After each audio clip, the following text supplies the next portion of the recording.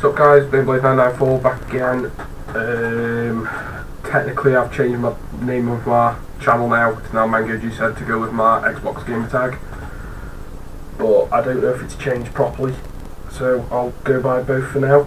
This video is, I've been seeing quite a few different videos online at the moment saying how boned the Sisters of Battle have got with the ebook codex they were given, and how people have given up hope on ever seeing a good Sisters of Battle update. So I thought I'd sit down and go through 4 ways to save the Sisters of Battle, as I've put it. So 4 ways. The first one was a plastic kit. Everyone's been waiting on it. All the Sisters players are. It's been unfair because they've only ever had one iteration of them, and if they were to update them, they need to give them a plastic kit just to keep up to date with everything else they've got.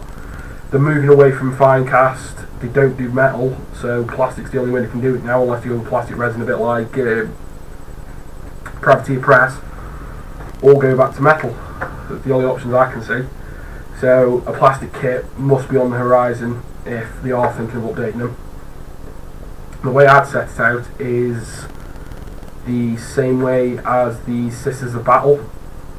So give them 10 molds, and then give them the option for 10 bolt guns if you're bulking out a squad, 2 heavy bolters, so 2 boxes make a Retributor squad similar to the Grey Knight Purgation squad. 2 of each special weapon, so 2 flamers, 2 melter guns, because I don't think they'll give them grav guns or plasmas, because it's not really in the fluff. But if you give them 2 of each, that means you can run, again with 2 boxes, you can make a, what are they called? I want to say Dominion squad, with the 4 special weapons, Orders, Celestines. A multi-melter, just so you've got it. I've never ever seen one, ever, on an infantry model. It's always on a tank, but the option's there. And then the options for the icon bearer with the flag and the Sister Superior for the sergeant. So pretty much identical to the Grey Knights.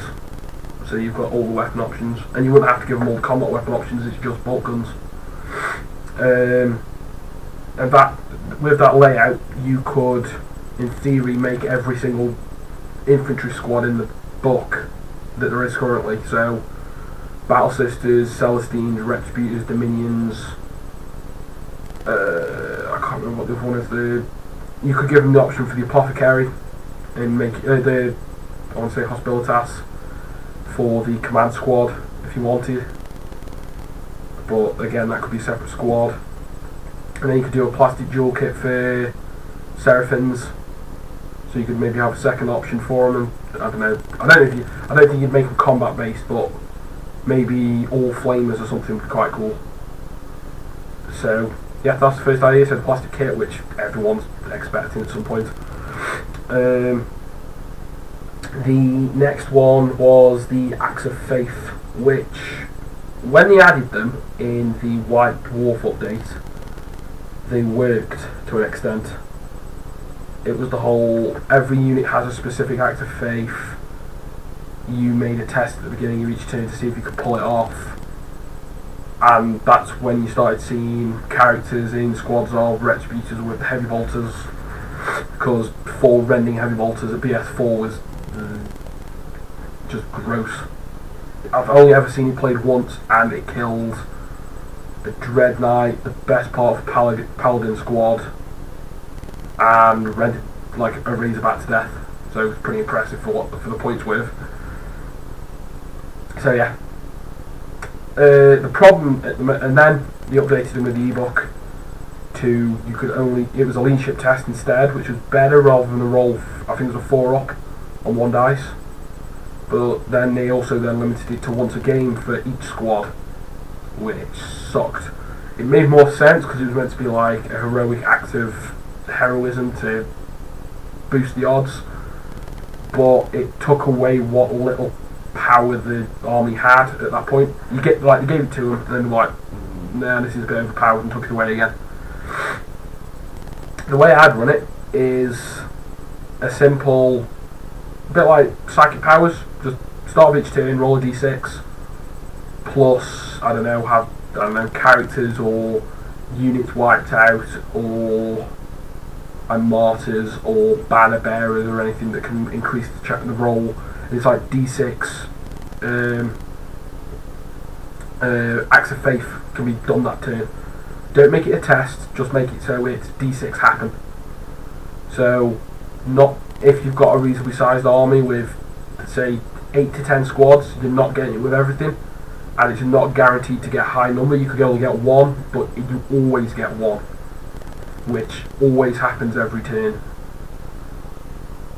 So, yeah, actually that would work. So d6 plus each character, maybe make it attached to the Canoness, so the Canoness can, once per game. I mean, you could tie it to warlord traits. Once a turn you could get like a warlord trait which is just boost acts of faith to d6 plus 6 or something. Make it ridiculous so everything acts all faithful. But there's different ways of doing it. That was my idea. I thought that would be a simple way of running it. So yeah, acts of faith.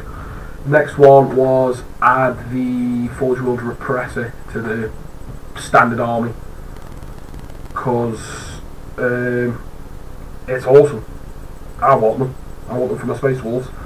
It's if you don't know, it's a front armor 13 Rhino basically, with 3 firing points on each side, and the option for a heavy flamer on the front, which is awesome. I want that. I don't know. I've seen someone run a list which was I think there's an allied Canoness, 2 5-man Battle Sister squads, and 5 Celestines who were literally there. So his Blood Angels, off the top of my head, could steal their rides basically. And it's bad when the only reason people are using the army is to steal the transports. It's a bit like what Space Wolves are going through, but at least Space Wolves have got other stuff to bring while you're stealing all the Space Wolf drop pods. So yeah, add the Repressor. It won't be hard. It could be an upgrade kit. It could just be it's an additional sprue at tops on the Rhino, because it's the big dozer blade on front. It's the bulkier armour which you've got already off Indicators, and like an extension for the back hatch. Because you wouldn't even have to extend it. Like, I don't know if I've got a Rhino. No, I haven't got a Rhino on me. It doesn't have to change the shape of it. It could literally just be something like, if that's the top of the Rhino, it literally sits on the back, and it could be done. It doesn't have to be red. You don't have to, because I know they wouldn't add it if they didn't have plan to make a kit, because you don't want to have rules in the core rules with the model coming from Forge World. So I don't know. And then the last one is they'd need a flyer of some kind, and to keep with the whole idea with the horrendous amount of firepower you can get out of Sister's army, and if you boosted it with Acts of Faith and stuff. One idea I've seen thrown around was the Vulture.